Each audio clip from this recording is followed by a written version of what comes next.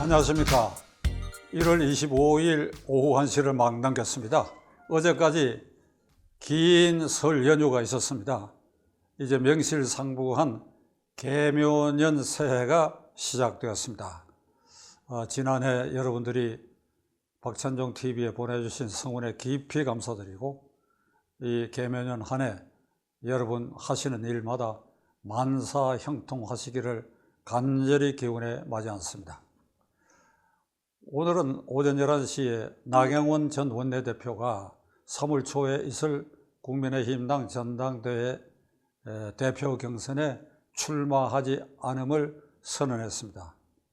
저는 지난 주말 연휴가 시작된 그날 나경원 전 대표는 자진해서 물러서고 스스로의 잘잘못에 대해서 반성의 시간을 갖는 것이 그 개인의 발전을 위해서도 유용할 것이다, 이런 말씀을 드린 바가 있습니다. 이 나경원 파동은 본인이 전대 불출마를 선언함으로써 일단 진정되는 것으로 보여지지만은, 그러나 그 후유증은 여전히 남아 있을 것 같고, 우리는 이거를 주의 깊게 지켜봐야 할 것 같습니다. 나경원 파동의 시발점은 본인은 오늘 사퇴 선언에서 그 말에 대해서 언급을 안 했지만은, 본인이 들으면 좀 서운할지 모르지만은 파동의 시작은 본인 자신에게 있습니다. 대통령이 위원장인 저출산 고령화 대책위원회의 부위원장직을 맡았으면 그걸 맡아도 대표에 나올 수가 있지 하더라도 그 부위원장직에 걸맞는 행동을 하지 않았다. 이게 파동의 시작이다. 걸맞는 행동을 안 한 게 뭐냐? 그게 협의체인데, 행정기관으로서 협의체인데, 그 협의체의 저출산 고령화 대책에 대해서 앞으로 이 위원회가 어떤 활동을 해야 되며 각 분야의 책임자는 어떻게 위원회에 결정되어야 하며, 그래서 그러한 시스템 아래 어떠한 논의를 해야 되느냐, 이걸 구축한 흔적이 전혀 없습니다. 그냥 불쑥 위원회 소집한 흔적도 없고, 그리고 한차 국가의 주요 정책에 속하는 저출산 문제에 대해서 여성가족부나 그리고 보건복지부하고도 협의함이 없이 헝가리에서 신혼부부가 진 부채를 아이 낳는 숫자대로 탕감해주는, 이것을 고려할 수 있다, 이렇게 발표를 해버렸습니다.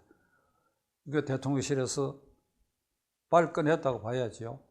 이게 어마어마한 예산이 뒷받침되는 것인데 발단은 거기에 있습니다. 이걸 본인이 이 순간에도 깨닫고 있는지 모르겠습니다만, 이것 때문에 그 이후의 전개 과정에는 윤핵관이 들어서고 무슨 초선 의원들이 집단으로 움직이고, 그리고 드디어 대통령이 해임을 결정하고, 이건 전부 후유증 가지치기로 일어난 일이에요. 발단은 본인에게.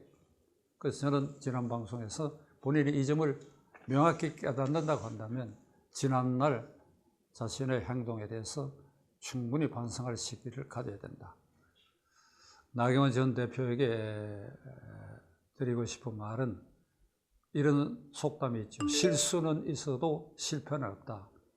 이번에 이거는 실수에 속하는데 약간 큰 실수고 큰 과실이라고 저는 생각합니다. 이 실수를 경험 삼아서 앞으로 재충전해서 그 새로운 나경으로 태어나기를 빌어마지 않습니다. 이제 나경원 전 대표가 전당대 불출마함으로써 후유증에 대해서 우리가 관심을 가져야 하는데, 우선 오늘 저는 이 시간에 일단 이번 대표 경선에 나선 인사들, 그저 무작위로 말씀을 드리면 김기현, 안철수, 조경태, 윤상현, 되게 그렇지요. 그리고 원외 인사도 많이 있는 것 같은데, 이분들과 107명의 현역 의원 여러분들과, 그리고 그 가운데서 특히 윤핵관이라고 자임하는 사람들, 장제원 의원은 자임한 것 같아요. 권성동 의원도 자임하는 것 같아요. 그리고 스스로도 나는 윤핵관이라고 말하지는 않나 하더라도 제3자의 눈에 그건 윤핵관으로 인식될 만큼 말과 행동을 하는 여러 명이 있지. 이런 분들을 이렇게 몽땅 그려가지고 그러니까 대표 경선에 나설 사람 107명의 국회의원, 윤핵관을 자임 또는 타칭으로 불리는 사람, 이분들에게 제가 갖는 의문이 두 가지가 있습니다. 의문이 두 가지가 있습니다. 전제로 여러분들은 지난 3월 대통령 선거에 윤석열 후보 당선을 위해서 굉장한 노력을 했다고 저는 생각합니다. 뭐 구체적 개별적으로 따져서 얼마만큼 노력했는지 저는 알 길이 없습니다만 일단 여러분들은 공신들이죠. 조직의 구성원으로서 그것 중에서 특별히 헌신적으로 노력한 사람들이 많이 있으라고 생각합니다.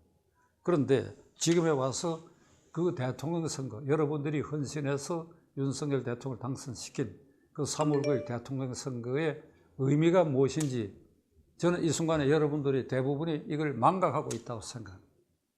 왜 그러냐? 여러분들이 말과 행동하는 걸 종합해 보면 3월 9일 대통령 선거 10달 전의 일인데 까마득하게 잊어버리고 있는 것 같아요.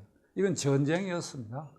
종북 주사파 친김정은 세력과 이를 중단하고 연장을 반대해야 되겠다는 자유민주 질서를 옹호해야 되겠다고 하는 세력 간의 전쟁이었습니다. 이 전쟁을 통해서 0.73% 간발의 차이로만 이길 수 있었던 것은 여러분들이 노력에 보태가지고 도저히 이재명은 찍을 수가 없다. 그렇다고 해서 윤석열을 선뜻 찍을 수도 없다. 기권하고야 말겠다. 이런 사람들이 상당수 있어요. 우파 농객에 속하는 유력한 인사도 나는 투표 안 하겠다고 하는 사람이 있었으니까. 저는 개인적으로 나몰랐어요. 무슨 소리 하느냐? 선거는 상대적이다. 일단 좌파를 막아야 될 거 아니야. 뭐 이렇게 제가 한 일도 있습니다만 저하고는 이게 전쟁이었는데 이게 얼마나 치열한 전쟁이었다. 그런데 이 전쟁은 계속되고 있다. 아니 이재명을 지지한 사람은 이재명이가 지금 당하고 있는 사법 리스크를 정치적 탄압이라고 아주 그렇게 생각하고 있어요. 저하고도 친한 사람 가운데도 그렇게 생각하는 사람이 많아요. 그러니까 윤석열을 지지할 수 없다. 국민의힘당은 지지할 수 없다. 그러니까 여러분들이 요 중반층 표로 0.73%가 아슬아슬하게 결정됐다 한다면 지금은 더더구나 더 3월 9일 대통령 선거 개념을 스스로 몸에 익히고 말과 행동을 조심해야 되고 국민의힘당이 어떤 방향으로 가야 할지 그게 명백한 진로가 나와 있고 그에 따른 전략 전술이 나와 있어야 할 것이다.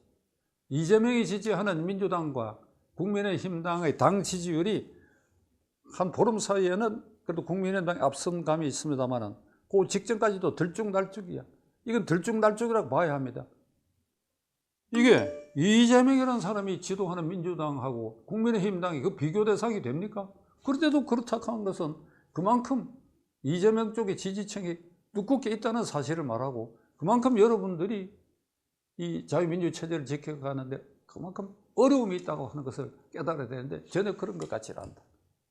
둘째는 윤핵관의 행태인데 행태라고 할 수밖에 없는데 예를 들면 장제원 의원의 경우에 나경원 의원이 지금 제가 말씀드린 그런 실수를 했다고 한다면 이걸 어떻게든지 순리대로 순조롭게 풀어갈 생각은 안 하고 그냥 나서가지고 당신이 말이야 저출산 고령화 대책위원회 부위원장이 된 경위를 아느냐?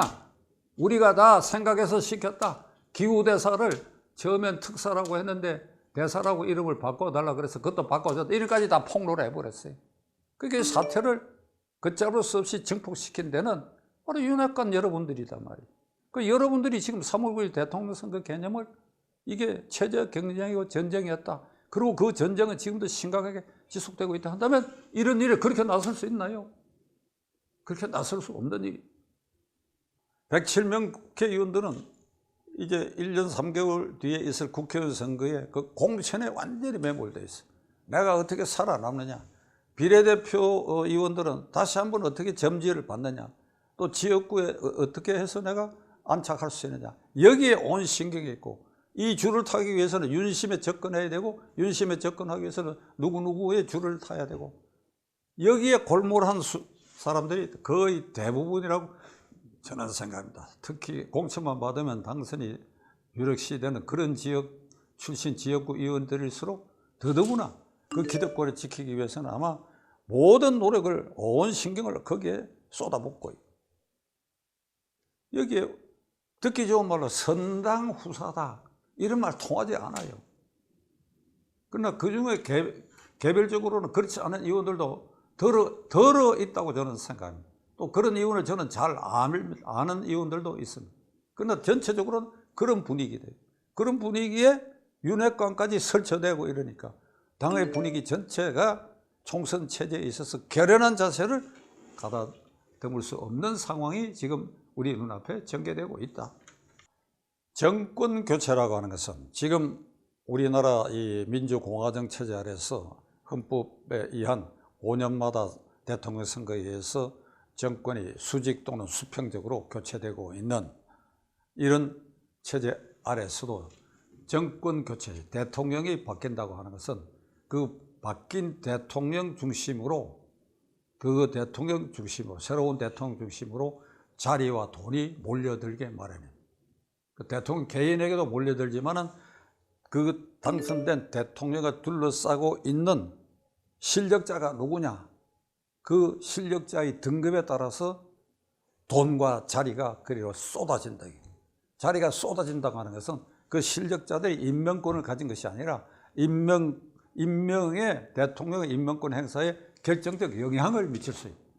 그 자리에 대해서 영향을 미칠 수 있다고 하면 힘이 있으니까.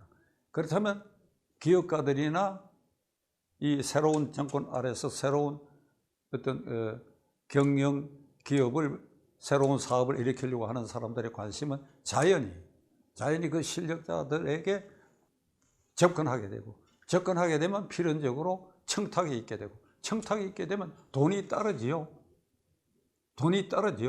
그러니까 문민정부 이래에 대통령이 8번 바뀌는 과정을 통해서 실세는 반드시 있어 왔다. 그러니까 핵관, 대통령 중심에, 그러니까 김 대통령은 김핵관, 윤 대통령 윤핵관 항상 있어 왔다. 그리고 그들이 영향력 여하에 따라서 임기가 끝나거나 임기 중에도 반드시 부패 문제가 터져 나왔다. 이게 우리의 경험입니다.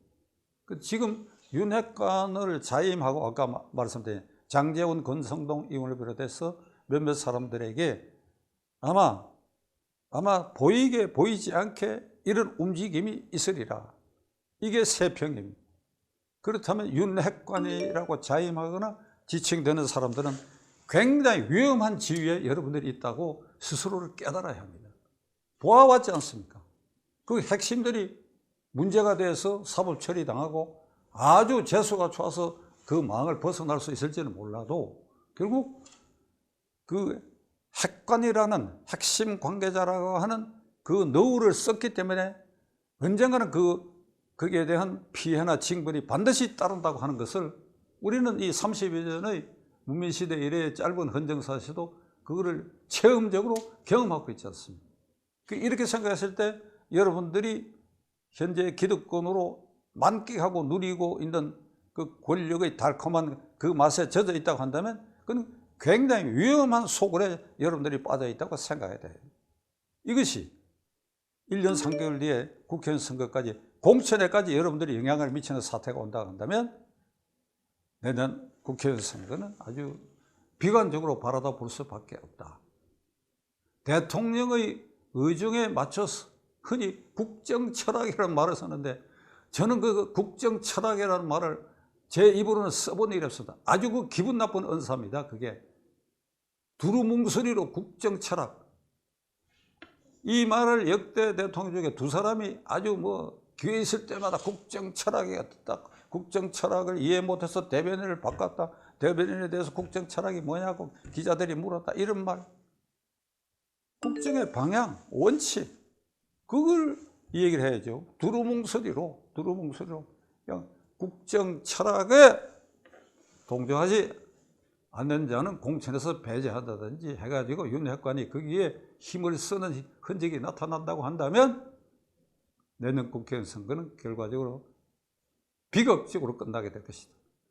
따라서 저는 107명 국회의원과 윤핵관으로 지칭되는 사람들에게 마지막으로 오늘 당부 말씀드릴 것은 2년 반 전에 국회의원 선거를 반성해야 됩니다. 그 공천을 반성해야 됩니다. 이 공천은 완전히 실패한 공천이고 돈 냄새가 곳곳에 풀풀 나고 그리고 낙하산이 있었고 이런 공천, 많은 공천이 되풀이된다고 한다면, 그리고 그 중심에 윤핵관이 선다고 한다면 내년 국회의원 총선거의 절명의 과제가 과반수 이상을 획득하는데 그 실패하고 말 것이죠. 실패하면 어찌 되냐?